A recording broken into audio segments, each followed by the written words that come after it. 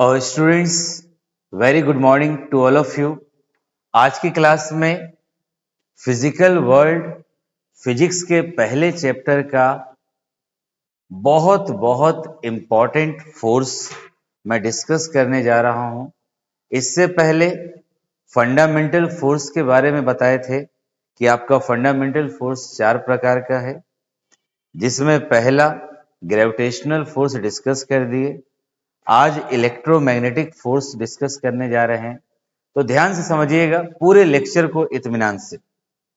बात करते हैं इलेक्ट्रोमैग्नेटिक फोर्स। इलेक्ट्रोमैग्नेटिक फोर्स क्या होता है, आइए समझते हैं students. What is electromagnetic force? Electromagnetic force किसे कहते हैं? तो ध्यान दीजिएगा, अगर मैं बात करूं कि इलेक्ट्रोमैग्नेटिक फोर्स हम किसे कहते हैं, तो स्टूडेंट्स नाम ही बता रहा है इलेक्ट्रोमैग्नेटिक फोर्स। जैसे आप देखिए, हमने लिखा इलेक्ट्रो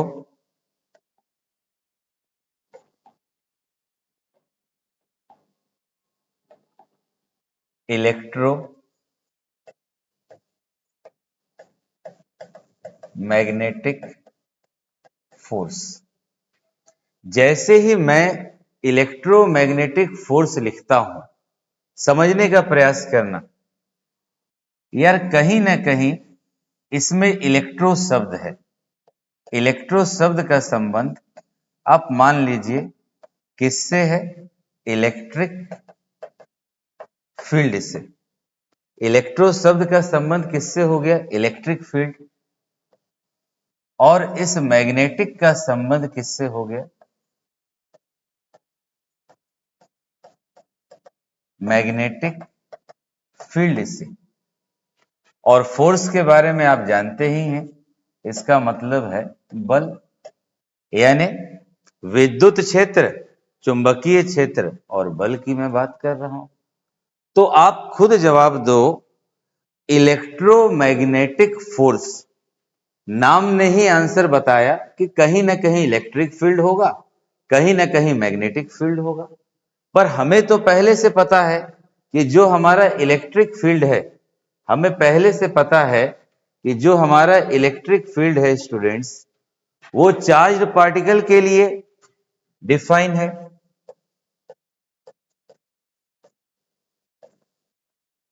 यानी चार्ज पार्टिकल। और हम ये भी जानते हैं हमारा चार्ज कितने प्रकार का? 2 प्रकार का, एक पॉजिटिव होगा और दूसरा नेगेटिव होगा। तो बेसिक सी बात करें, इलेक्ट्रोमैग्नेटिक फोर्स है क्या? वैसा फोर्स, इलेक्ट्रोमैग्नेटिक फोर्स वो फोर्स है, इलेक्ट्रोमैग्नेटिक फोर्स वो फोर्स है जो चार्ज्ड पार्टिकल पे लगता है, जो चार्ज्ड पार्टिकल के लिए अप्लाई किया जाता है, वो इलेक्ट्रोमैग्नेटिक फोर्स हुआ। अब मेरा चार्ज पार्टिकल पॉजिटिव भी होगा और नेगेटिव भी होगा। तो मुझे पहले से पता है, अगर 2 चार्ज प्लस प्लस हैं या 2 चार्ज माइनस माइनस हैं, यानी 2 लाइक चार्ज होगा। पूरी बातों को ध्यान से सुनना। 2 लाइक चार्ज होगा तो एक दूसरे को ये क्या करेगा? रिपेल करेगा। परंतु 2 अपोजिट चार्ज होगा, एक प्लस होगा और एक माइनस होगा, तो ये दोनों एक दूसरे को क्या करेगा? अट्रैक्ट करेगा। तो सब बात को अगर मैं कंबाइन करूं, अगर सब बात को मैं कंबाइन करूं, what is electromagnetic force?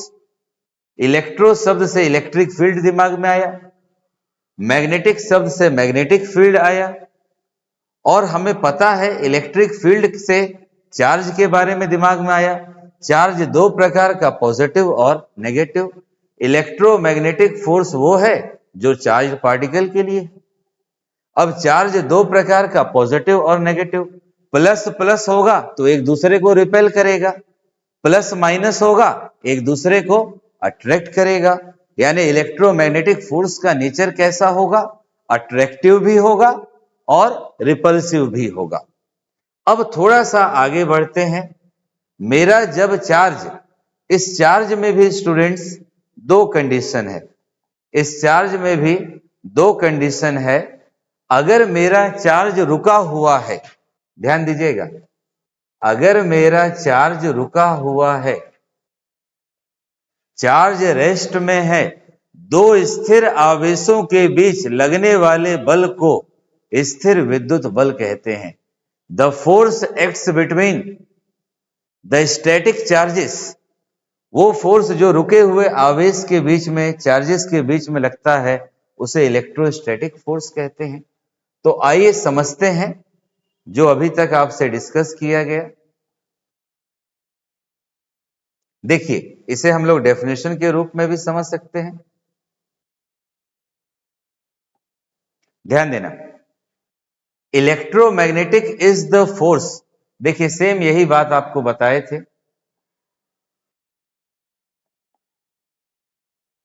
Electromagnetic force के बारे में ध्यान देना, इलेक्ट्रोमैग्नेटिक फोर्स यानी कैसा फोर्स है, कहां लगेगा, between charge particle. Electromagnetic force हमेशा चार्ज पार्टिकल के बीच में लगेगा, परंतु इसमें एक बात और है, जब मेरा चार्ज पार्टिकल रेस्ट में होगा तो उसके बीच में लगने वाले फोर्स को हम क्या बोलेंगे, इलेक्ट्रोस्टैटिक फोर्स बोलेंगे। विद्युत चुंबकीय बल आवेशित कणों के बीच में लगता है, बिल्कुल सही। जब आवेशित कण विराम अवस्था में होता है, रुका होता है, स्टैटिक होता है, उनके बीच बल को स्थिर विद्युत बल कहते हैं। और इस बल को हम किसके नियम से फाइंड आउट करते हैं, कूलम्ब्स के लॉ से। अब मैं प्रयास करता हूं आपको आसान से आसान भाषा में कूलम्ब्स के नियम को बताता हूं। आइए आगे बढ़ते हैं स्टूडेंट्स। देखिए, कूलम्ब्स लॉ को समझने के लिए मुझे चार्ज के नेचर के बारे में जानना है। कुछ देर पहले आपको शुरुआत में बताए थे कि देखो, दो प्लस है, एक दूसरे को रिपल्स करेगा। रिपल्स यानी प्रतिकर्षण, माइनस माइनस भी एक दूसरे को क्या कर रहा है, दूर भगा रहा है। यानी कूलम्ब लॉ के जरिए जो फोर्स निकलेगा उसका व्यवहार रिपल्सिव भी होगा, परंतु अगर एक माइनस हो जाए दूसरा प्लस हो जाए, विपरीत आवेश, एक प्लस हो जाए दूसरा माइनस, दोनों एक दूसरे को पास बुलाने लगेगा, यानी इसका व्यवहार कैसा होगा, अट्रैक्शन का होगा। तो पहली बात, कूलम्ब्स का लॉ कब लागू करना है, जब दो आवेश आपका रुका हुआ है स्टैटिक चार्जेस के बीच में।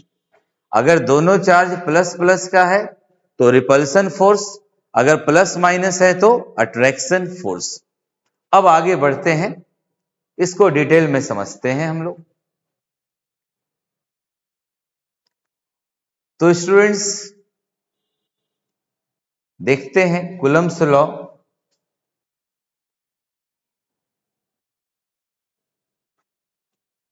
अगर हम कूलम्ब्स लॉ की बात करें तो यहीं पर मैं थोड़ा आपको डिस्कस कर देता हूं, उसके बाद फिर आगे बढ़ते हैं। देखिएगा, कूलम्ब्स लॉ, मान लीजिए एक मेरा चार्ज पार्टिकल है Q1, दूसरा चार्ज पार्टिकल है Q2, दोनों के बीच का डिस्टेंस है R। तो दोनों के बीच में Q1 और Q2 के बीच में अट्रैक्शन भी हो सकता है, रिपल्सन भी। अगर दोनों प्लस प्लस होगा तो दूर भगाएगा, दोनों अपोजिट होगा तो अट्रैक्ट करेगा। इनके बीच में लगने वाला जो अट्रैक्शन फोर्स होता है या जो फोर्स होता है वो बोला जाता है फोर्स इज डायरेक्टली प्रोपोर्शनल, ध्यान दीजिएगा, directly proportional to magnitude of charges. यानी जो दोनों के बीच लगने वाला आकर्षण या प्रतिकर्षण का बल होगा वो सीधा समानुपाती होगा दोनों आवेशों के परिमाणों के बीच में, मैग्नीट्यूड के बीच में। यानी इससे बाहर जो वैल्यू आएगा पॉजिटिव आएगा। दूसरी बात, फोर्स इज इनवर्सली प्रोपोर्शनल, जो फोर्स है वो इनवर्सली प्रोपोर्शनल होगा किसके? इन दोनों चार्ज के बीच के दूरी के स्क्वायर के, इन दोनों चार्ज के बीच की दूरी के स्क्वायर के इनवर्सली प्रोपोर्शनल होगा। ये दो बातें कूलम ने बोला, ये दो बातें कूलम ने बोला, और साथ साथ इस फोर्स का व्यवहार अट्रैक्टिव और रिपल्सिव, इस फोर्स का व्यवहार अट्रैक्टिव और रिपल्सिव दोनों ही प्रकार का हो सकता है। ये बेसिकली बात है कूलम्स लॉ का। ये फोर्स किधर को लगेगा ये भी याद रखना है। तीन बातें। पहला बात, फोर्स डायरेक्टली प्रोपोर्शनल है चार्ज के मैग्नीट्यूड के प्रोडक्ट के, यानी दोनों आवेशों के परिमाणों के गुणनफल के समानुपाती। दूसरा बात, उनके बीच की दूरी के वर्ग के व्युत्क्रमानुपाती। तीसरा बात, ये फोर्स हमेशा लगेगा, ये फोर्स हमेशा लगेगा स्टूडेंट्स इन चार्जेस को मिलाने वाली रेखा की डायरेक्शन में। दोनों चार्जेस को जो रेखा मिला रहा है उसको, इसे हम कहते हैं कूलम्स का लॉ। तो समझते हैं आगे। आसान रखिएगा। अब डेफिनेशन देख लीजिए, काफी इजी। अगर आपसे बोले, जो बताए थे कूलम्स का law, the force of attraction और रिपल्सन, यानी ये हमें याद रखना है कि जो हमारा फोर्स होगा, जो हमारा फोर्स होगा वो अट्रैक्शन का भी हो सकता है, रिपल्सन का भी। किसके बीच में? स्टैटिक मतलब रुका हुआ, दो रुके हुए चार्ज के बीच में। और चार्ज मेरा पता है पॉजिटिव भी हो सकता है और नेगेटिव भी। डायरेक्टली प्रोपोर्शनल यानी सीधा समानुपाती होगा प्रोडक्ट ऑफ टू चार्जेस। अगर एक Q1 है एक Q2 है तो F डायरेक्टली प्रोपोर्शनल होगा इसके। एंड इज इनवर्सली प्रोपोर्शनल, व्युत्क्रमानुपाती होगा। जो F है इनवर्सली प्रोपोर्शनल होगा दोनों के बीच की दूरी के स्क्वायर के। यही पहला बात, और ये हमारा दूसरा बात। तीसरा बात यह है कि ये फोर्स कहां पर लगेगा? दो चार्जेस को मिलाने वाली रेखा, दो चार्जेस को जो रेखा मिला रही है उधर लगेगा। दो आवेशित कणों के बीच आकर्षण अथवा दो आवेशित कणों के बीच आकर्षण अथवा प्रतिकर्षण बल दोनों कणों के आवेशों के गुणनफल के समानुपाती होता है। बिल्कुल आपको बताया है, F proportional to Q1 Q2।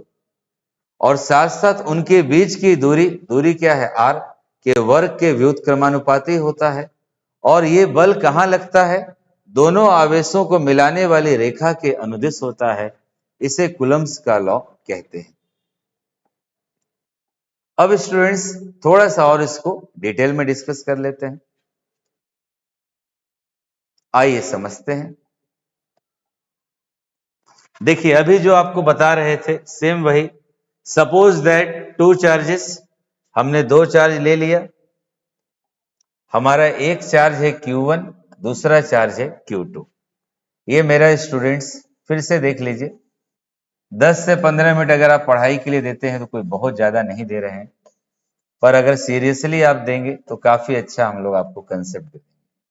Q1 Q2 हो गया, दोनों चार्जेस के बीच का दूरी स्टूडेंट R हो गया।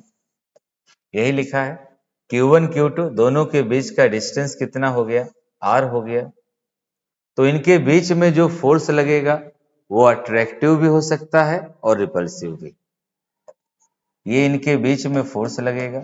कूलम के नियम के अनुसार पहला बात, ये फोर्स प्रोपोर्शनल होगा दोनों चार्जेस के प्रोडक्ट यानी Q1 Q2 के मैग्नीट्यूड के।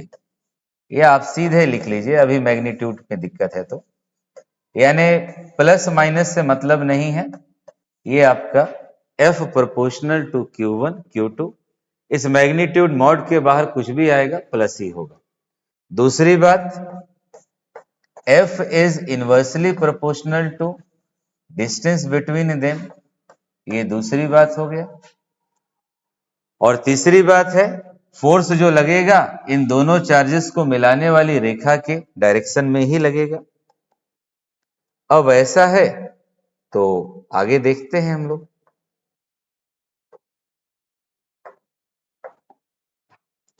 यहां से अगर हम कह दें फ्रॉम इक्वेशन 1 एंड 2, ध्यान देना स्टूडेंट्स, जो लोग नोट्स बनाते हो, हम लोग पूरा नोट्स की तरह ही आपको पढ़ा रहे हैं।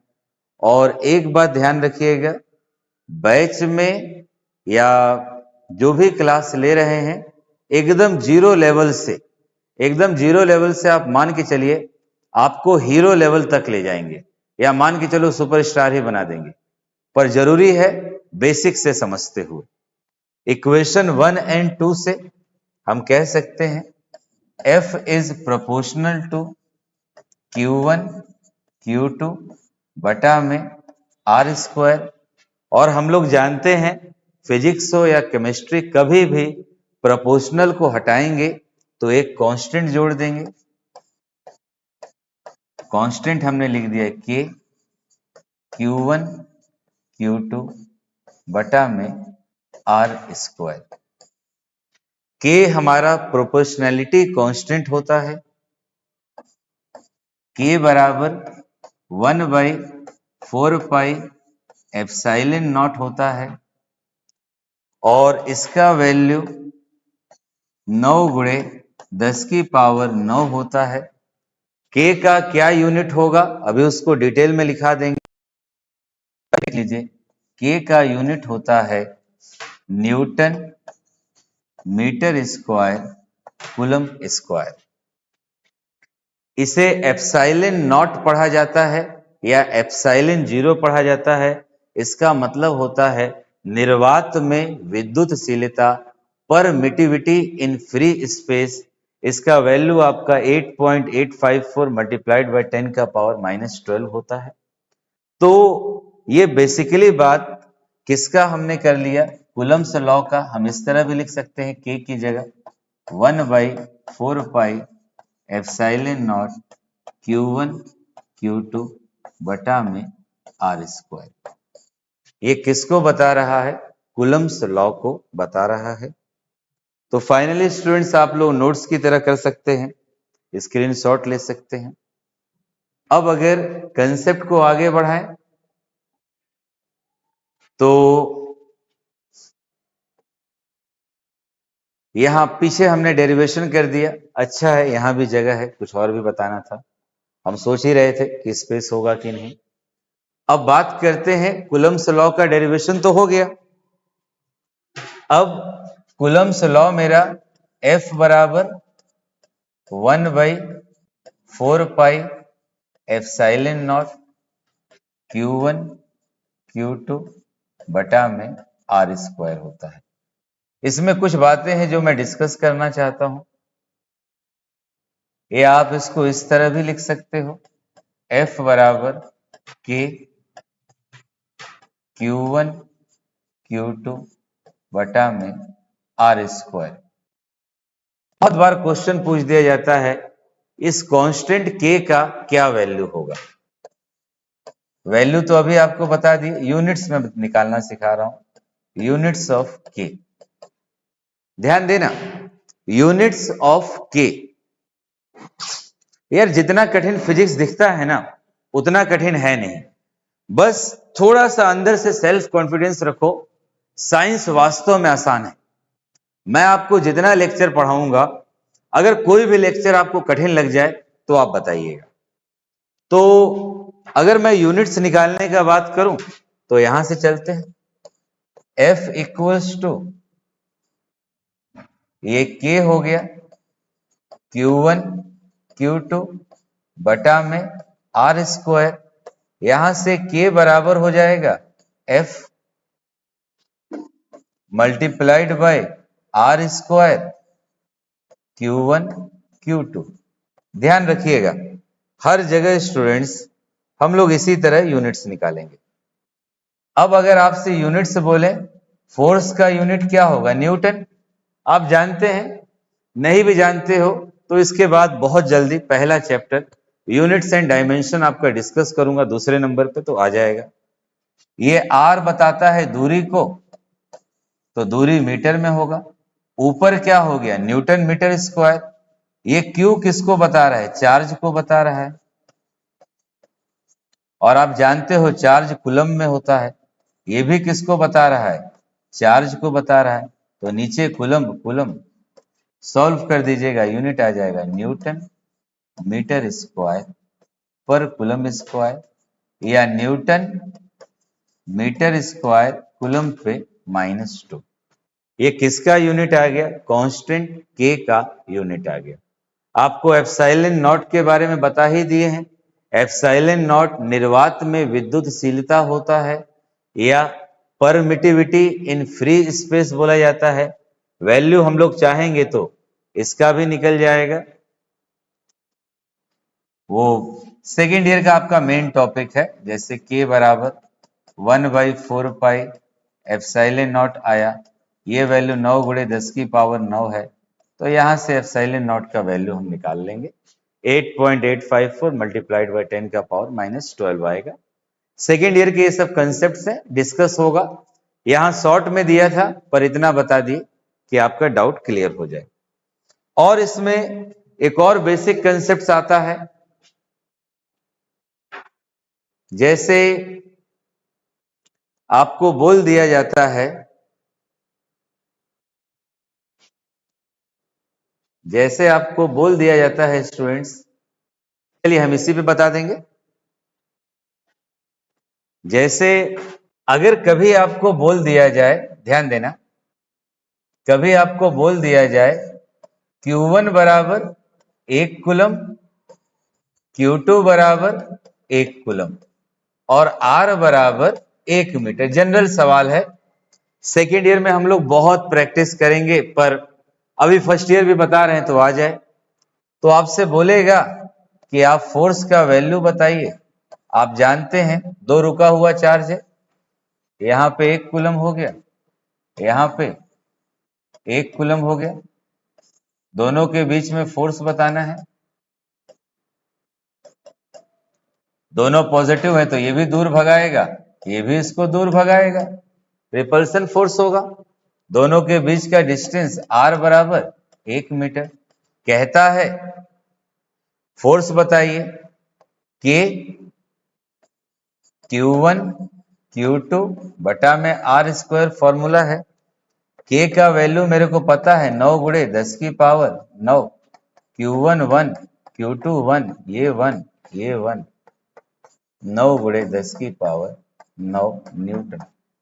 तो मेरे कहने का पर्पस है, आप सब कम से कम इस बात को याद रख लीजिएगा कि जब दो चार्जेस 1 कूलम के होंगे, दो चार्ज 1 कूलम का, उनके बीच का दूरी 1 मीटर होगा, तो उसका फोर्स किसके बराबर होगा, 9 गुणे 10 की पावर 9 न्यूटन के बराबर। ये कहानी हुआ।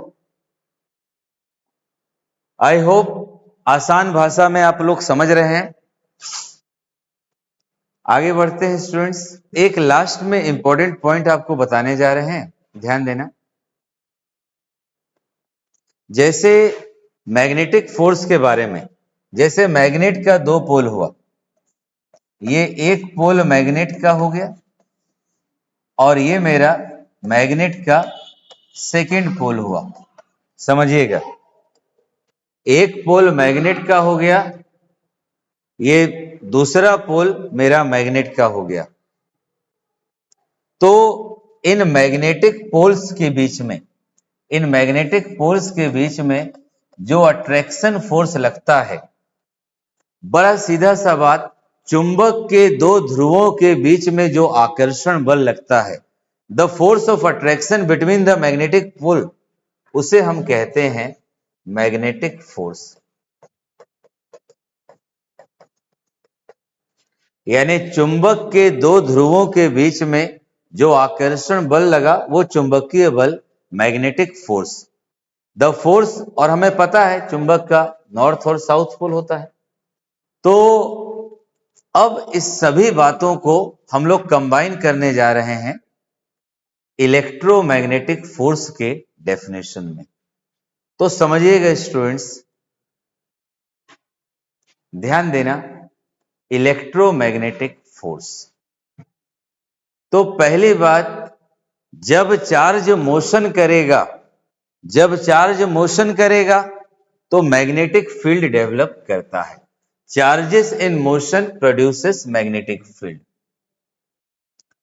और ये जो मैग्नेटिक फील्ड लगेगा, ये जो मैग्नेटिक फील्ड लगेगा एक फोर्स लगाने लगेगा, यानी चार्ज मोशन कर रहा है, रुका हुआ है तो इलेक्ट्रोस्टैटिक फोर्स, रुका हुआ है तो इलेक्ट्रोस्टैटिक फोर्स हुआ, जिसके लिए कूलम्ब्स नियम है। जब मेरा चार्ज मोशन करने लगा तो मैग्नेटिक फील्ड डेवलप हुआ, और वो मैग्नेटिक फील्ड जो है ना, और वो मेरा जो मैग्नेटिक फील्ड है वो क्या करेगा, एक फोर्स को डेवलप कर देगा। किसके ऊपर? मूविंग चार्ज के ऊपर। अब मैग्नेटिक फील्ड ने फोर्स लगा दिया मूविंग चार्ज के ऊपर, पर बड़ा दिक्कत होता है।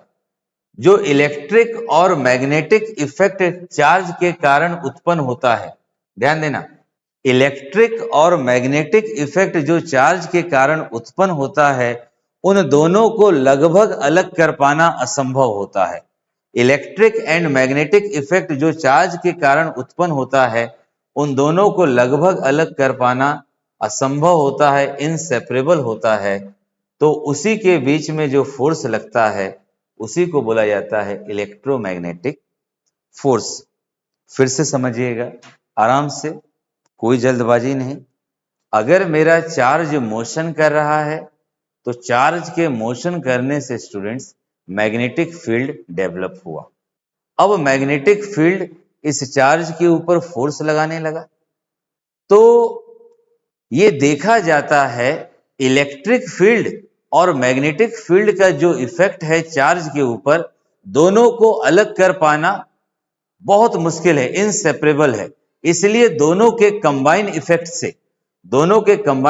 से जो फोर्स लगता है उसे इलेक्ट्रोमैग्नेटिक फोर्स कहते हैं। अब देख लीजिए, it is a fundamental force in nature. बिल्कुल, इलेक्ट्रोमैग्नेटिक फोर्स मेरा फंडामेंटल फोर्स है। कब लगेगा? X between the charge particle के बीच में लगेगा, और 100% कॉम्बिनेशन होता है। किसका कॉम्बिनेशन होता है स्टूडेंट? इलेक्ट्रिक और मैग्नेटिक फोर्स का। हिंदी में देख लो, गतिमान आवेश चुंबकीय प्रभाव उत्पन्न करेगा। ये गतिमान आवेश हो गया, चुंबकीय प्रभाव उत्पन्न करने लगा। चुंबकीय क्षेत्र गतिमान आवेश पर बल लगाएगा।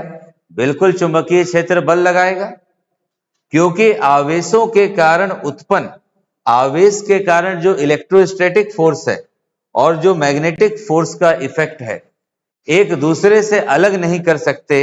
अतः आवेशों के मध्य लगने वाले बल को ही, इन्हीं के कंबाइंड फोर्स को बोल दिया जाता है इलेक्ट्रोमैग्नेटिक फोर्स। उम्मीद है क्लियर हुआ होगा ये फंडामेंटल फोर्स। आगे बढ़ते हैं। सेम वही मौलिक बल है, संयोजन से होता है। तो स्टूडेंट्स, यही है आपका इलेक्ट्रोमैग्नेटिक फोर्स का नेचर। सब के सब बात को मैं शॉर्ट में 2 मिनट में बताने जा रहा हूं, जहां से शुरुआत किए थे वहीं से समझिएगा। हाँ, देख लीजिए, मैग्नेट का पोल है, आ गया नॉर्थ और साउथ पोल है, इनके बीच में जो अट्रैक्शन लगेगा वो मैग्नेटिक फोर्स होगा। तो समझना स्टूडेंट्स, मैं पूरी बातों को शॉर्ट में बताने जा रहा हूं। मैंने शुरू किया था इलेक्ट्रोमैग्नेटिक फोर्स, बोला था कि इलेक्ट्रोमैग्नेटिक फोर्स वो है जो चार्ज्ड पार्टिकल के बीच में लगेगा, आवेशित कण के बीच में लगेगा, या आवेशित कण पर जो फोर्स लगता है वो इलेक्ट्रोमैग्नेटिक फोर्स है। उसके बाद मैंने बोला कि जब मेरा चार्ज रुका होगा तो इलेक्ट्रोस्टैटिक फोर्स होगा। उसको निकालने के लिए कूलम्ब का नियम आया, F बराबर 1/4πε0 Q1 Q2 बटा में R²।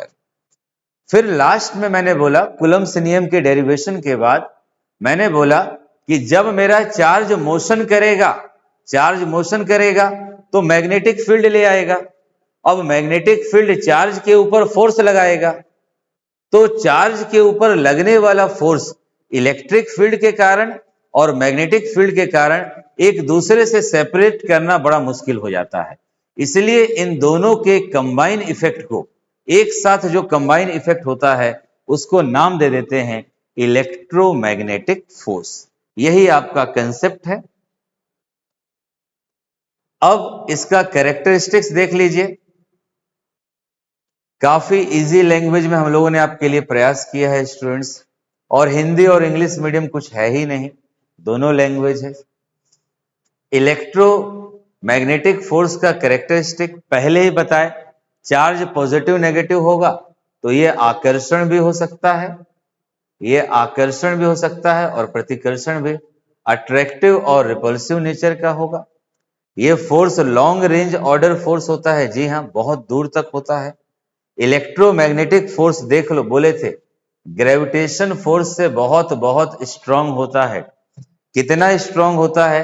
10 की पावर 36 गुना स्ट्रांग होता है ग्रेविटेशनल फोर्स से।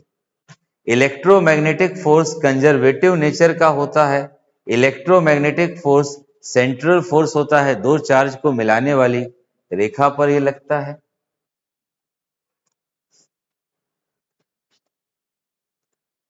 तो ये कुछ प्रॉपर्टीज था। लास्ट में हर बार की तरह अपने स्टूडेंट्स के लिए कुछ बेहतर लाइंस है। देखिए, शिक्षा स्वतंत्रता के सुनहरे दरवाजे को खोलने की कुंजी है। स्वतंत्रता का मतलब ये नहीं कि आप किसी डब्बे में बंद हो गए, डब्बा टूट गया, आप आजाद हो गए, या पिंजरे में कैद हो गए, पिंजरा खुल गया, आप आजाद हो गए। पर अगर शिक्षा से आपको आजादी पानी है तो इसका सीधा सा मतलब है, इस ब्रह्मांड में जितने भी तरह के पदार्थ हैं, जितनी भी तरह की नॉलेजेबल बातें हैं, अगर आप उसके बारे में अध्ययन करते हो, समझते हो, उसे अनुभव करने का प्रयास करते हो, तो रियल रूप में आपने किसको प्राप्त कर लिया? फ्रीडम को प्राप्त कर लिया। यानी शिक्षा स्वतंत्रता के सुनहरे दरवाजे को खोलने की एक कुंजी है, जो हमें मानसिक रूप से आजादी देती है, जो हमें किसी दबाव में नहीं आने देती, जो हमें कभी किसी प्रेशर में नहीं आने देती, वो हमारी शिक्षा है। शारीरिक रूप से आप कितने भी बलवान हो जाइए, अगर मानसिक रूप से आप कमजोर हैं तो हमारी नज़र में आप कमजोर ही हैं, क्योंकि मानसिक रूप से बलवान होना बहुत बहुत जरूरी है। तो होप स्टूडेंट्स, काफी अच्छा लेक्चर था, बहुत मेहनत से हमने आपको डिस्कस किया है। लास्टली वही बात, अच्छा लगे तो अपने फ्रेंड्स के बीच में शेयर कीजिए, सबको बताइए, प्रयास कीजिए कि ज़्यादा से ज़्यादा लोग मेरी मेहनत का लाभ ले पाएं। Thank you students.